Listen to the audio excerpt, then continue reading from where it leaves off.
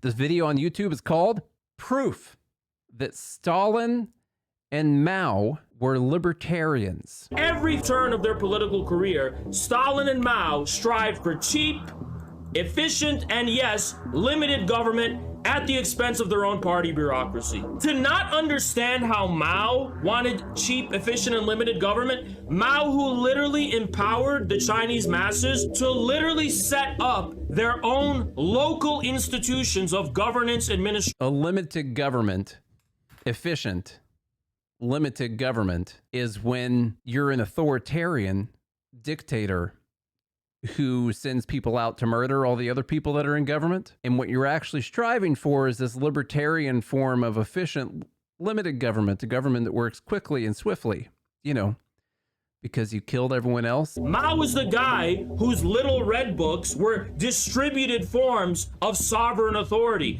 Nobody in China was experiencing tyranny from Mao except the people who were in power all the way in Beijing. If you're a local peasant, the average person in China... So the Red Guard with their little red books didn't go around interrogating also the populace and murdering people, you know, people who succumb to the bourgeois ideas. And Mao, with his Cultural Revolution, empowered peasants to literally, I mean, it's literally like a Ron Paul audit the government, challenge the government. That's what the Cultural Revolution was. Now, in the case of Stalin, at every opportunity and chance he got, he wanted to severely limit the scope of government and establish a cheap, efficient, simple government. The collective form was a civil economic institution, not a state one. It wasn't exactly private property under a classical capitalism, but it was not state property. These were collective farms owned by the people working on them. You may think the idea of a collective farm is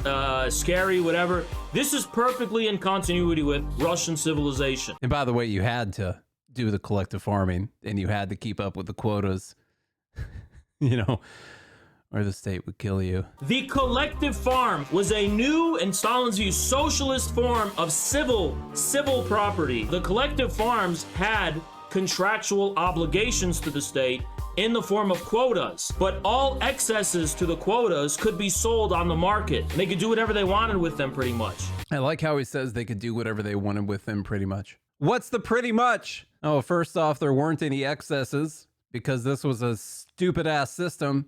And second, they set the prices anyway. You weren't allowed to sell them at whatever prices the market would actually bear. And then later, they don't even give them money for the actual grain. They give them machinery in exchange for the grain so they can make more grain. The product of collective farming: grain, meat, butters, vegetables, cotton, sugar, beet, flax, all things that get to be freely sold in a free market on the collective farm market. State mandated pricing. All that means is they can't sell the land. They can't buy and sell the land, which is a good thing, because speculation on land, which the buying and selling of land eventually leads to monopolies, debt, banking monopolies, things libertarians don't like. But as far as the fundamentals of a libertarian economy, where people own their own products of their labor and get to do whatever they want.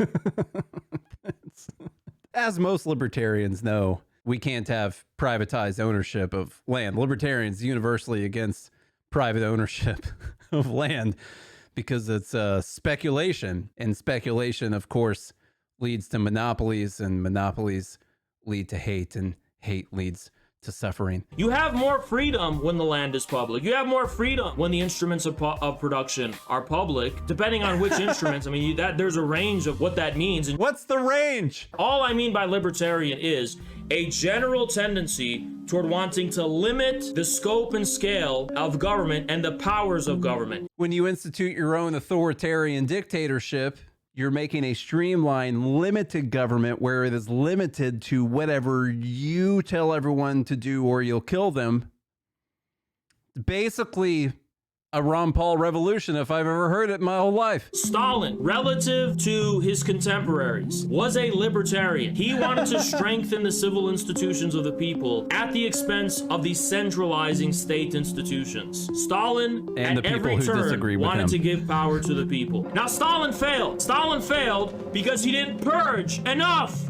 I hate it when you forget to kill enough people. Oh, man, gets me every time. But the state will not exist forever. The state will die away. And of course, the conversion of the property of individuals or groups of individuals into state property will lose meaning. We must make the state bigger, and eventually it will die away. Under which the collective farms would receive for their products not only money, but also manufacturers they need. This is kind of like the Hamiltonian system that the LaRouche people always want to talk about. He's saying we want to incentivize surpluses of production in return of peasants selling their surpluses to the state. Not only are they going to get money, which, I mean, can the state really compete with the market price? Probably not. We've made it into the point where these collectivized farmers can't sell their stuff on the market anymore. They got to sell their excesses to the state because this was so terrible and people were starving to death.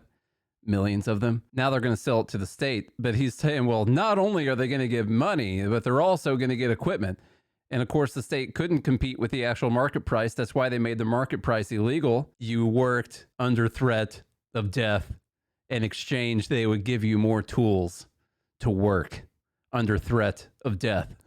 It's a pretty good system. For manufacturers and instruments of production. In other words, technology that overall increases the forces of production. The state invests in the technology and it's up to the people to make the profit. And they have an incentive. And it's not based in force. It's based in an exchange. It's not based in force. He literally calls it products exchange. Stalin is a libertarian for all intents and purposes. And if you don't think he's a libertarian, he's at least libertarian in comparison with the caricature painted of Stalin as a guy who wants to create this totalizing state that just owns everything. No, he doesn't. Stalin wants to deepen the avenues of exchange. He wants to respect or else forms of property that are outside of the state and deepen those forms of property.